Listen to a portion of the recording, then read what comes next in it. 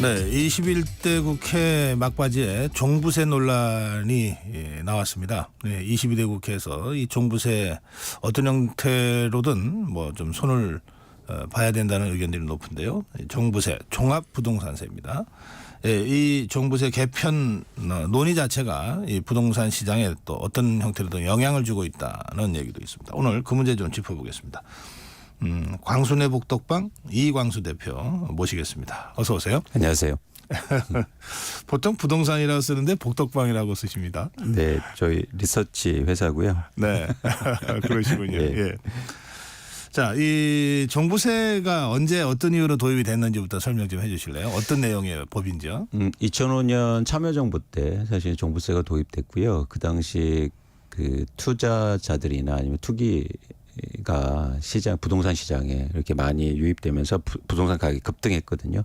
그러면서 사실 도입됐는데 당시에 그 도입 취지를 보면 첫 번째는 조세 부담의 형평성을 좀 유지하겠다. 두 번째는 지방 재정 균형하겠다. 마지막으로는 국민 경제의 건전한 발전 뭐 이런 의지를 갖고 사실 도입됐습니다. 그 도입 당시에 이게 세금을 징벌 수단으로 쓴다 뭐 이런 비판들도 좀 있었어요. 그렇습니다.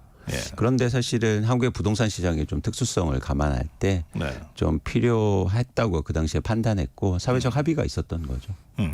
그런 취지가 이제 한 20년 됐잖아요. 네. 잘 구현됐다고 볼 수 있나요? 잘 안 됐습니다.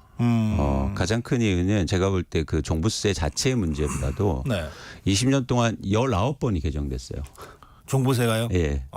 그러니까 사실은 그러니까 세율이나 뭐나 이런 것들이 그렇습니다. 예. 그러니까 그 시장의 상황에 따라서 너무 많은 개정이 이루어지다 보니까 네. 법적 안정성이 사실은 잘 유지가 안 됐고 그러다 보니까 시장에 잘 적용이 안 된 거죠. 그리고 또 하나 뭐냐면 시장 참여자들이 특히 뭐 국민들이 잘 믿지 않은 거예요. 그러니까 언제나 바뀔 수 있고 또 언제나 폐지될 수 있고 이렇게 생각하니까. 그게 그 개정이 네. 시장 상황 때문에 된 것도 있겠지만 이 정치 논리 때문에 뭐 개정이 된 것들도 좀 있을 것 같은데요. 그렇습니다. 지금도 사실은 그게 문제인데요. 그러니까 네. 경제적인 현안이나 경제 관련된 법을 예를 들어서 정치적인 목적에 따라서 자꾸 재개정하다 보니까 네. 사실은 법적 신뢰성이 저해가 된 거죠. 예. 자, 그러면 지금 시점에 와서는 어떤 형태로든 뭐 폐지하자는 주장도 있지만 어쨌든 대폭 손봐야 된다는 주장들도 많잖아요. 네. 그리고 지금 우리 대표님 말씀하신 대로 이번에 손을 보면 적어도 시장에서는 조삼모사하는 입법이 아닐 거다라고 하는 신뢰성을 좀 회복할 수 있는 그런 방식으로 좀 개편이 돼야 되겠네요. 그렇습니다. 근데 또 개편도 똑같은 방향성이거든요. 그래요. 지금 논의되고 있는 것이. 그렇습니다. 예를 들어서 지금 왜 종부세를 전면 개편하겠다 이렇게 네. 정부에서 의지를 보이고 있냐면 정치권에서 예. 첫 번째는 주택가격 안정 효과가 낮다. 두 번째는 세부담이 임차인한테 전가된다. 그리고 마지막으로는 좀 세가 과중하다. 네. 사실 이걸 면밀히 좀 살펴보면 그렇지 않거든요. 그런 차원에서는 또 정치적 목적으로 이렇게 개정이 되다 보면 개편되다 보면 네. 네. 그러니까 종부세 자체가 무력화되는 거죠. 네. 그 정부는 어떤 입장입니까? 일단 말씀드린 것처럼 사실 종부세를 좀 개정하고 향후에는 없애는 게 맞지 않겠냐 이런 얘기를 계속 하고 있는 거고요. 네. 그런 차원에서는 사실은 향후에는 어떤 방식으로든 또 개정이 이루어질 가능성이 좀 높다고 생각하고는 있습니다. 네. 근데 이 논의가 이번에는 그 더불어민주당 쪽에서 먼저 산발적으로 문제 제기가 돼서 여기까지 온 거 아니에요. 네. 그럼 더불어민주당의 박찬대 원내대표나 고민정 최고위원은 어떤 문제의식으로 어떻게 문제 제기를 한 거죠? 그러니까 부동산 시장의 안정성이나 뭐 필요성보다도 제가 네. 보기에는 아까도 말씀드린 것처럼 정치적인 목적으로 네. 사실 이 문제를 해석했고 그래서 뭐 개정이 필요하다, 개편이 필요하다 이렇게 얘기한 것 같아요. 제가 뭐 일일이 물어보진 않았지만. 네. 그래서 그런 차원에서는 좀 더 숙고가 필요하지 않느냐 생각을 하고 있습니다. 지금 뭐 이따도 말씀드리겠지만 사실 종부세가 우리나라 부동산 시장의 특수성을 감안할 때 필요한 부분이 있거든요. 그래서 그런데 그런 부분을 좀 예를 들어서 고려 안 하고 뭐 정치적으로 어떤 목적으로 이 문제가 논의되고 있으니까 그 부분이 좀 안타깝긴 합니다. 그 더불어민주당 박찬대 원내대표, 고민정 최고위원이 이 주장을 했을 때 네. 그 전후에서 나왔던 얘기가 이게 수도권은 선거를 치르면 늘 현장에서 이 종부세 때문에 힘들다는 얘기를 여야 가리지 않고 후보들이 듣게 되니까 네. 이제 그래서 문제 제기가 됐다 이런 분석들이 있었어요. 맞습니다. 근데 세금을 내는 분들은 그러니까 1주택자 분들이 종부세를 내는 비중이 11만 명인데요. 네. 그러니까 이래서 내는 분들은 불평불만을 많이 얘기하시겠죠. 그런데 이 부분 이 종부세 때문에 한국의 부동산 시장이 안정됐다고 그래서 아 종부세 필요하다 이렇게 얘기하시는 분은 없을 거 아니에요. 예. 반대로 불만만 얘기하시지. 그러니까 그렇게 여론만 들으시고 정치적 판단으로 해서 종부세가 문제가 있다라고 얘기하는 건 사실은 더 문제가 있지 않느냐 생각하고 있습니다. 그럼 지금 이재명 대표는 어떤 입장인지 확인이 됩니까? 이 종부세 문제 관련해서? 그거는 직접적인 발언은 없어서 일단 네. 민주당 차원에서는 제가 알기로는 일단 종부세가 더 이상 논의는 하지 않겠다. 그래서 지금 상황을 유지하는 게 맞지 않느냐 이렇게 논의가 되는 걸로 제가 파악한 부분이 있습니다. 그러면 개정 주장이 일부 나왔지만 네. 이제 더 이상 이건 당론으로 처리하지 않겠다는 게 현재 더불어민주당의 입장이라는 거죠. 그렇죠. 가장 큰 이유는 뭐냐면 특히 최근에 사실 윤석열 정부 들어서 종부세가 개편이 많이 또 됐거든요. 네. 세율이라든가 아니면 과세 표준이라든가 아니면 감면 뭐 조항 이런 것들이 좀 강화되면서 개편이 됐는데 그러면서 내는 분들이 상당히 많이 줄었고 특히 가장 많이 준 게 3주택자 이상 분들이 세액이라든가 아니면 뭐 인원이 많이 줄었어요. 아하. 예를 들어서 2022년도에 3주택자 이상 분들이 종부세를 몇 명 냈냐면 48만 명이 냈거든요. 근데 지난해 5만 7천 명으로 줄었고 세액 같은 거의 경우에도 10분의 1로 줄었네요. 그렇습니다. 예. 그래서 90% 정도가 감소했고 세액 같은 경우에 92%가 감소했거든요. 아. 그러니까 사실은 이렇게 예를 들어서 종부세가 뭐 다주택자가 시장에서 과도하게 들어오는 걸 방지하는 목적이기 때문에 네. 그런 차원에서는 뭐 지금의 상황에서도 충분히 고려가 되는 거 아닌가 뭐 이렇게 판단하는 것 같습니다. 예. 그러면 지금 국민의힘 여당은 어떤 입장입니까? 이 종부세 관련해서는? 아까도 이제 정부하고 동일한 입장인데요. 그러니까 네. 종부세를 개편을 넘어서 사실 폐지하겠다. 그리고 또 하나는 뭐냐면 재산세하고 또 합치는 뭐 여러 가지 방법들을 고려 중인 걸로 알고 있고요. 네. 그런데 어쨌든 이 종부세가 가장 얘기하는 게 두 가지 목적인데 아까도 말씀드렸듯이 첫 번째는 가격 안정 효과가 적다. 네. 그리고 두 번째는 뭐냐면 종부세를 부과하면 임차인들한테 이 부담이 가중된다 이렇게 판단하는 것 같아요. 네. 그래서 종부세를 폐지하는 쪽으로 의견이 좀 모여지는 것 같습니다. 그 두 가지 주장은 우리 그 이 대표님 보시기에는 그 실제 시장 상황에 비춰볼 때 이게 근거가 있는 겁니까? 아니면 잘못 알고 있는 겁니까? 그러니까 종부세가 주택 가격 안정 효과가 낮다고 하는 건 뭐냐면 종부세가 뭐를 해서 효과가 없다고 판단하는 것보다 종부세를 너무 많이 건드리니까 시장에서 신뢰하지 않는 거예요. 사실 그게 더 문제다. 그러니까 종부세 자체의 문제보다 종부세를 운영하는. 그러니까 예를 들어서 저희가 집값이 급등할 때 종부세가 도입해서 예를 들어서 집을 갖고 있는 분들이 뭐 이렇게 수익률이 줄거나 아니면 투기 수요를 줄여야 되잖아요. 그런데 종부세를 믿지 않아요. 그러니까 나중에 없애주겠지. 또 개정해주겠지. 이러니까 자기 예언이 지금처럼 실현된다는 거죠. 그러니까 종부세가 무력화됐거든요. 그러니까 종부세 자체의 문제가 아니고 종부세를 운영하는 데 문제가 있었다. 그래서 가격 안정 효과가 떨어졌다. 그렇기 때문에 오히려 운영을 잘하는 게 전 중요하다고 보이고 있고요. 두 번째는 뭐냐면 임대인들 쉽게 말해서 집주인들한테 종부세를 부과하면 그게 전세나 월세 가격으로 전가가 된다. 임차인들한테. 그렇죠. 이런 얘기를 많이 하시는데 반대로 저희가 물어볼 필요가 있습니다. 그러면 예를 들어서 지금 종부세가 아까 말씀드린 것처럼 80%가 줄었거든요. 그러면 전세 가격을 깎아줍니까? 그렇지 않잖아요. 오히려 지금 최근 전세 가격이 계속 오르고 있거든요. 네. 그러니까 전월세 가격은 시장 상황에 따라서 움직이는 거지 그게 조세의 부담의 전가를 통해서 예를 들어서 임차인들이 과도하게 부담이 가중된다 이렇게 보고 있지는 않습니다. 아, 네. 그래요. 알겠습니다. 그래서 지금 종부세 폐지 주장의 이 논거 네. 그거는 별로 현실적으로 부동산 시장에서는 근거를 찾기 어렵다. 이제 이런 그렇습니다. 말씀이시죠. 그렇습니다. 오히려 종부세를 안정적으로 운영하고. 알겠어요. 네. 근데 이제 대표님 이제 계속 강조하시는 게 종부세 자체의 문제가 아니라 이걸 운영하는 과정에서 너무 정치 논리로 이걸 막 흔들어 놔서 문제다. 이건 정치권이 어떤 면에서 자초한 거다. 이런 말씀이신데 이미 그렇게 해서 오염이 돼 버렸다면 이거를 다시 원래대로 원칙적으로 이렇게 되살리는 거가 쉽지 않을 것 같은데요. 그렇죠. 그래서 제 개인적으로는 네. 이름을 바꿔서 다른 세를 만드는 게 오히려 좋지 않은 아하. 이런 생각을 갖고 있는데요. 종부세 말고 예. 예를 들어서 뭐 다른 이름으로 만드는 게 좋지 그 않아요. 세금 이름이 중요하거든요. 이게 상징성이 있잖아요. 예. 그런 차원에서 근데 우리나라에서 제가 자꾸 말씀드리지만 예를 들어서 이런 종부세라는 어떤 특성을 가진 세금은 반드시 필요합니다. 왜냐하면 다주택자라든지 아니면 투기 수요가 상당히 많기 때문에 상대적으로 그러니까 규제할 수 있는 법안이 필요하다는 거죠. 예를 들어서 네. 종부세를 없앴는데 시장에 엄청나게 투기 세력이 또 들어오고 집값이 폭등하면 뭘로 막을 겁니까? 네, 그렇죠. 그런 수단이 한국에선 필요하다.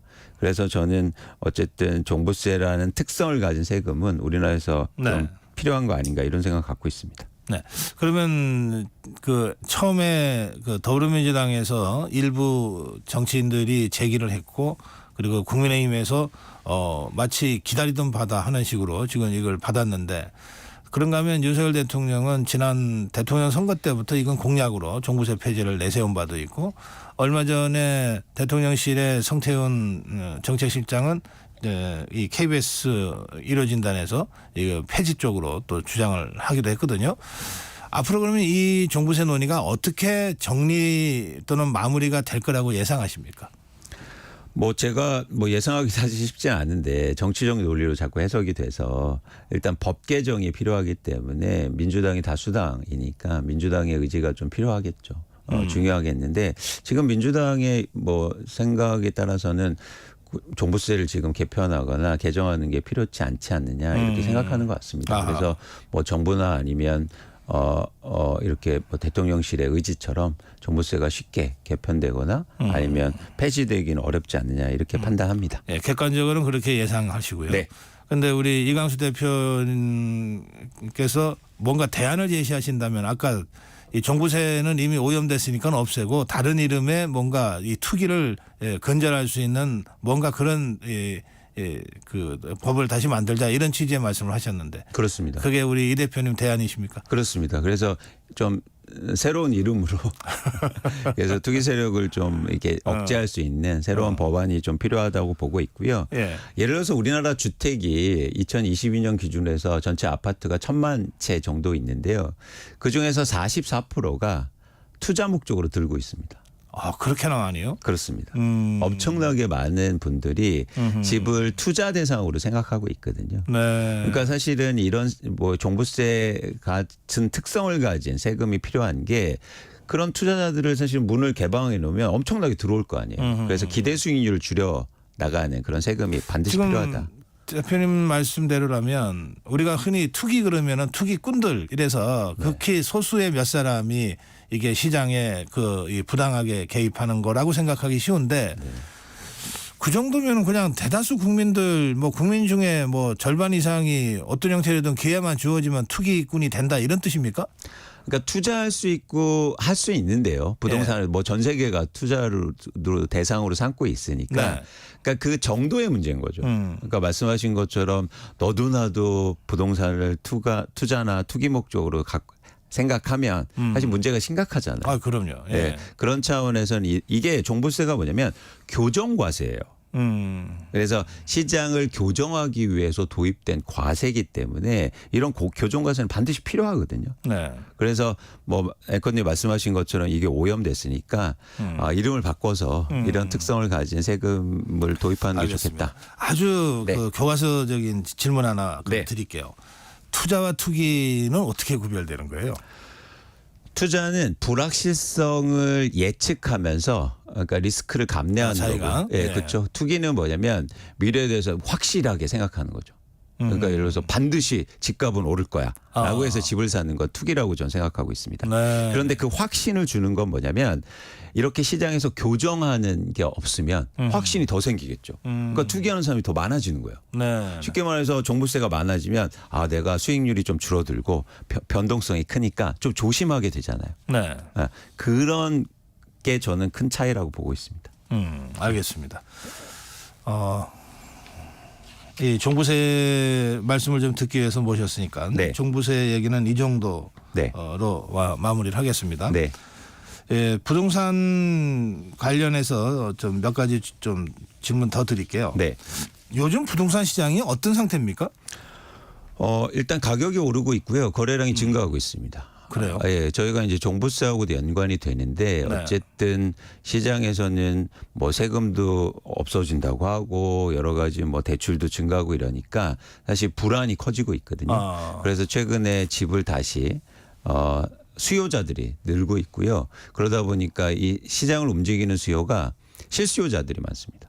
그래서 예를 들어서 대출을 받아서 집을 사는 사람들이 많아지면서 네. 다시 가격이 상승하고 있고 거래량이 증가하고 있습니다. 그러면 이 지금 실수요자 중심으로 거래가 늘고 있고 그래서 자연스럽게 가격이 올라가고 있다. 이거는 그러면은 부동산 시장이 정상화되고 활성화되고 있다. 이렇게 봐도 되는 겁니까? 아니면 무슨 위험 징후가 있는 겁니까? 그 흐름 속에.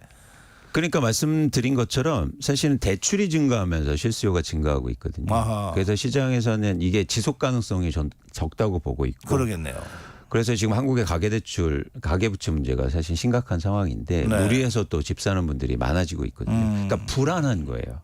어떤 내 계획에 맞춰서 내 자산을 이용해서 집을 사는 분들이 아니라 이렇게 뭐 세금 완화해 준다고 하고 또 집이 부족하다고 하고 이러니까 불안한 마음에 또 무리하게 대출받아서 집을 사는 분들이 증가하고 있다는 그럼 거죠. 일종의 영끌? 그럴 가능성이 되게 높죠. 영끌까지는 아니지만 어쨌든 상당한 부담을 안고. 그렇습니다. 그래서 집값이 충분하게 안정돼 있는 상황이 아닌데 네. 그래서 또 대출을 일으키고서 집을 사는 분들이 증가하니까 사실 네. 시장이 또 불안 요인인 거죠. 그러나요? 예. 그러면 이 상황을 그 정부가 그냥 시장이 활성화되니까 좋다. 마냥 그러고 있을 상황은 아니네요. 그렇습니다. 예를 들어서 대출이 증가해서 집을 사게 되면 이제 그분들의 소비가 감소할 거고 네. 그렇게 되면 우리나라 국가 전체의 경제에 또 부담이 될 수 있잖아요.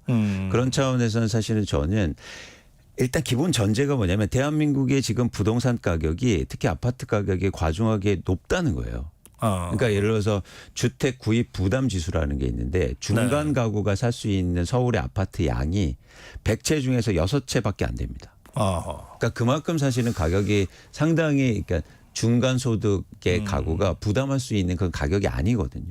100채 중에 6채 그러면 100채 중에 94채는 네. 중간 수준 이상의 소득을 갖고 있는 맞으면 잘 사는 사람들만 갈 수 있는 이런 뜻입니까? 아니면 대출을 무리하게 일으키거나 아하. 예, 그렇게 해야 된다는 거죠. 그러니까 이게 10년 전에는 얼마였냐면 거의 30채 정도 됐어요.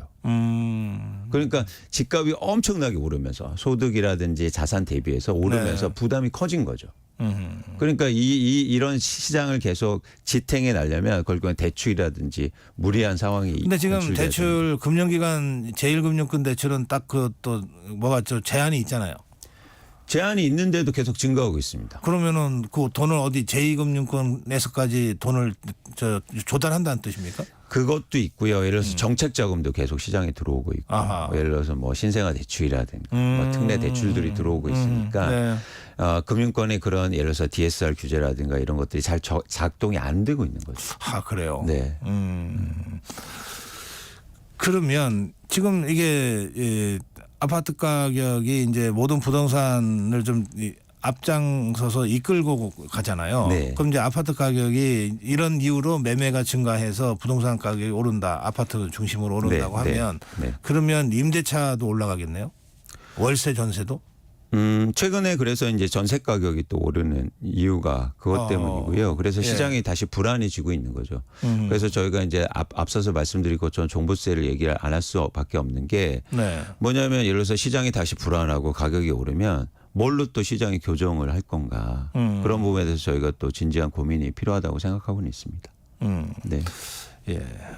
알겠습니다. 그럼 지금 상황에서 이제 정부가 이게 부동산을 잘 관리해야 되잖아요. 그러니까 한편으로는 건강하게 그 시장이 활성화되는 것을 또 이렇게 좀 관리도 해야 되고 또 적절하게 공급도 해야 되고 그렇지만 이게 투기로 번지거나 또는 막 영끌로 가거나 하는 것은 또 막아야 되고 하여튼 그 균형점을 찾는 거 굉장히 어려운 것 같은데 지금 윤석열 정부에게 우리 이광수 대표 주문하신다면 어떤 주문을 하시겠어요? 그러니까 저는 정부가 할 수 있는 일을 하셨으면 좋겠어요. 네. 정부가 가장 그러니까 부동산에서 해야 되고 할 수 있는 건 뭐냐면 첫 번째는 주거 취약증에 어떤 부동산을 안정적으로 공급하는 거. 예를 들어서 공공주택이라든가 임대주택을 공급하고 네. 두 번째는 가격을 조정하는 것보다 네. 가격의 진폭을 줄일 수 있는 큰 변동성을 줄일 수 있는. 네, 알겠습니다. 그런, 예. 꼭 할 수 있는 일, 해야만 되는 일만 하자. 네. 그 말씀이군요. 예, 말씀 잘 들었습니다. 고맙습니다. 네, 광선의 복덕방 이광수 대표였습니다.